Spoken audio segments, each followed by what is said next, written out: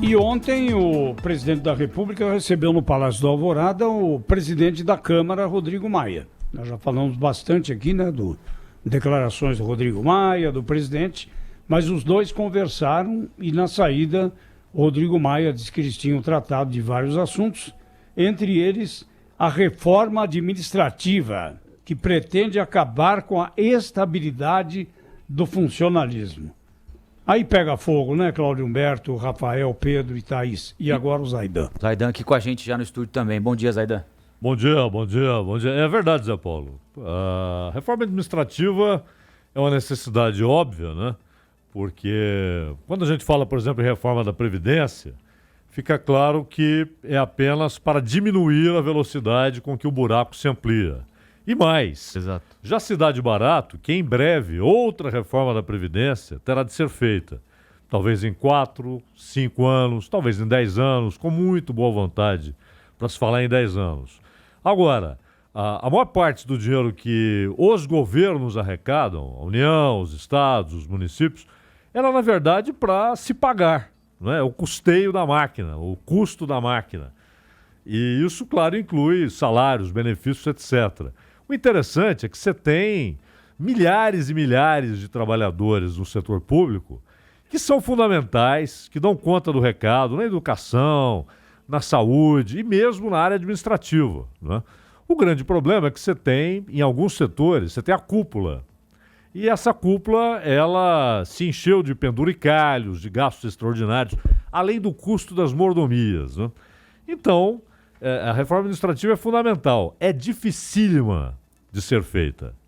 Dificílima. Porque é o maior lobby no Congresso Nacional. É porque aquele negócio, a distribuição do bolo, ela depende muito de quem grita mais, não é? De quem consegue... É a história dos policiais legislativos, né? O que eles conseguiram aí na reforma, né? Às vezes eu acho essa discussão tão fora de perspectiva, né? Ela acontece em Brasília, claro que é importante, é fundamental, mas ao mesmo tempo ela parece tão distante do mundo real, tão impossível de ser tocada.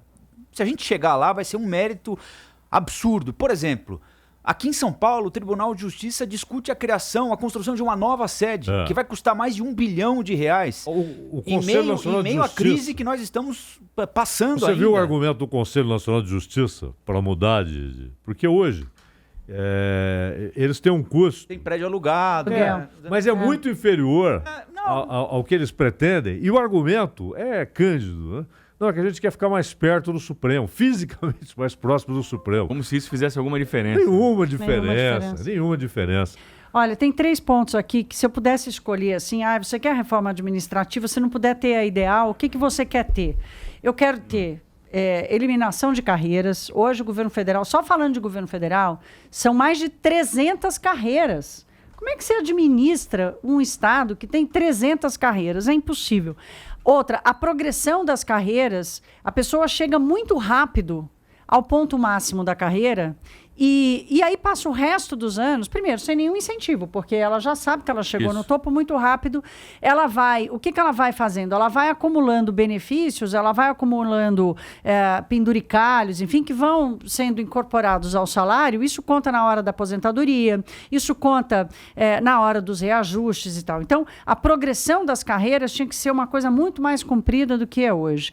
E em terceiro, na minha lista aqui de prioridades, o salário inicial. O salário inicial das carreiras hoje no governo federal, na maioria, mais de 60%, ou nos cálculos do Banco Mundial, 70% dos casos, estão acima, mais do que 50% do que as carreiras equivalentes no setor privado. Então, o sujeito chega já com salário inicial 50% acima do que a mesma...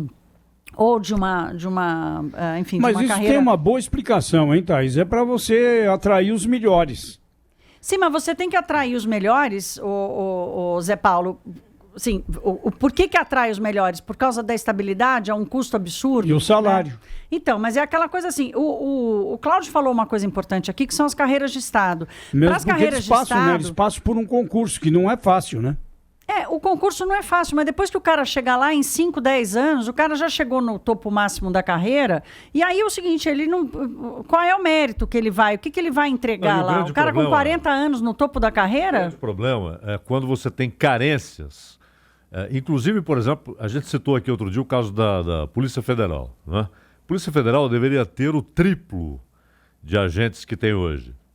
A gente está falando de um país gigantesco, com uma demanda gigantesca e com problemas crônicos que exigem o trabalho da Polícia Federal, inclusive a entrada de drogas e armas no país. Né? Quando a gente fala no problema das milícias, do tráfico tremendamente bem armado, da guerra urbana que existe hoje nas grandes cidades e nas médias, é claro que isso demanda um trabalho das Forças Armadas, né, e da Polícia Federal. E a Polícia Federal, há muito tempo, há uma carência no número de agentes.